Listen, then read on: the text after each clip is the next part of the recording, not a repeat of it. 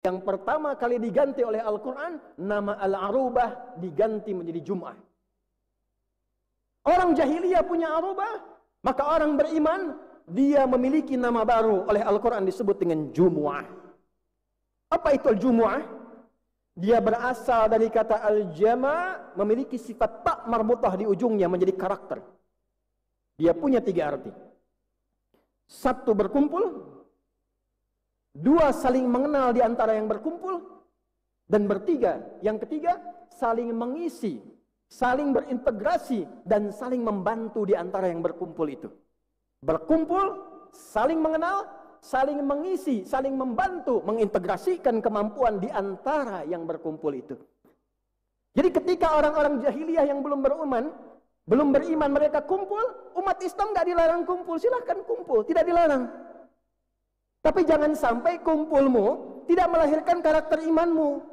Kalau cuma kumpul, ngobrol yang tidak ada manfaatnya, hanya update status, tunjukkan kemampuan sosialnya, orang jahiliyah sudah punya itu.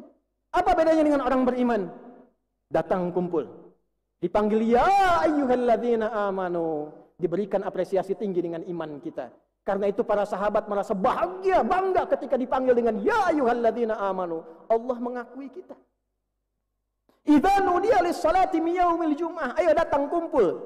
Tunjukkan pada yang belum beriman, begini caranya kumpul yang baik. Datang.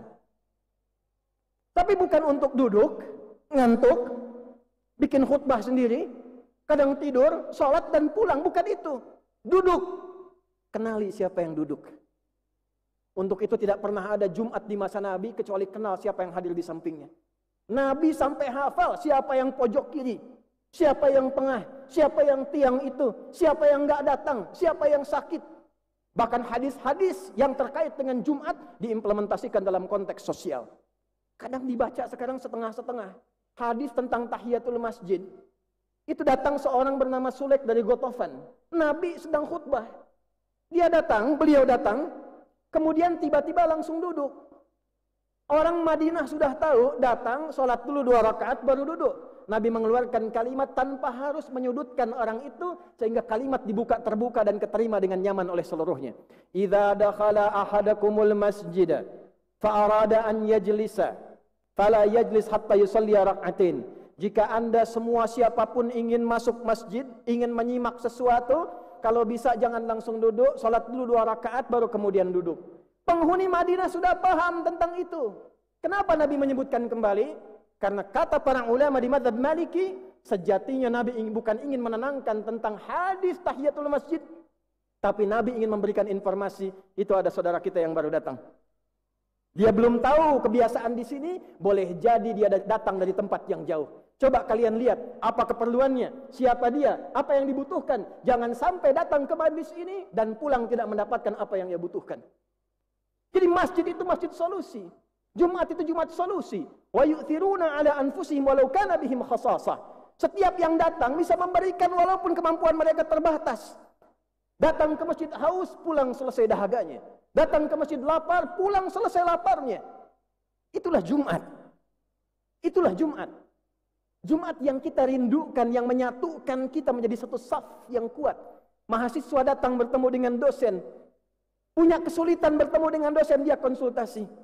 Ada yang sakit tak mampu ke rumah sakit, dokter datang dia konsultasi. Selesai hajatnya, itulah Jumat yang kita perlukan. Ada yang belum punya lapangan pekerjaan, pengusaha datang.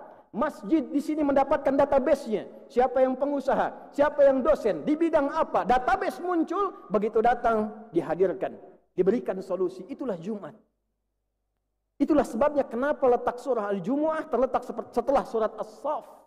Yang menyatukan kita, menguatkan kita menjadi satu barisan dan memberikan solusi dalam kehidupan. Itulah Jumat. Bukan datang kita tak kenal siapa yang di samping kita, tak tahu siapa yang di kiri kita, siapa yang di belakang kita.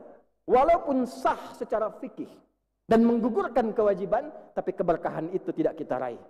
Jumat berkah, berkah ziyadatul khair wastimraruhu, bertambahnya nilai kebaikan dan konsisten dijaga sampai kapanpun.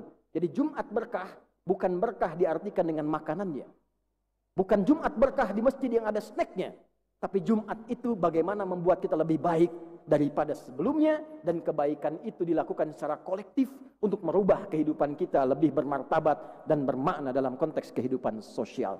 Itulah Jumat yang pernah dipraktikkan di era Nabi, itulah yang diarahkan dalam Al-Quran, dan kini